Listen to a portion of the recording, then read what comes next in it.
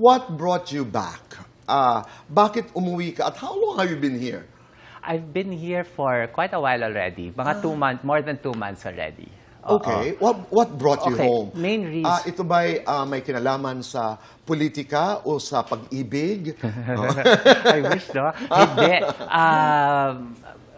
Unfortunately, it's for health reasons. Okay. So, sa Amerika, I was diagnosed with a cardiovascular condition na so nakakita ng blockage sa puso ko. And then, I was very emotional in the States. And then, I was supposed to have parang angiogram there and then go through the whole process.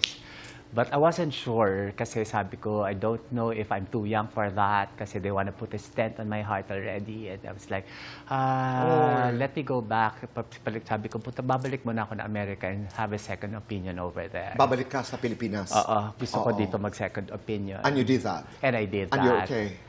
And then I had my procedure last week for second opinion. Okay. Of course, during that whole process, I changed my lifestyle, I changed my diet. Also, that's the reason why I went to Iloilo, just to have that clear air and just to really relax, pahinga.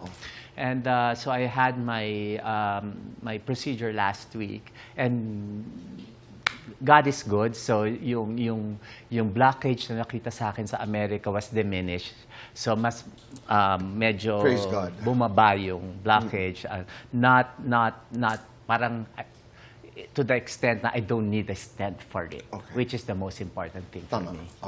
At least, claro, I was worried when I heard about you. I mean, telling me about it. Dahil at this age, sabi nga natin, mas vulnerable na. Correct. You know?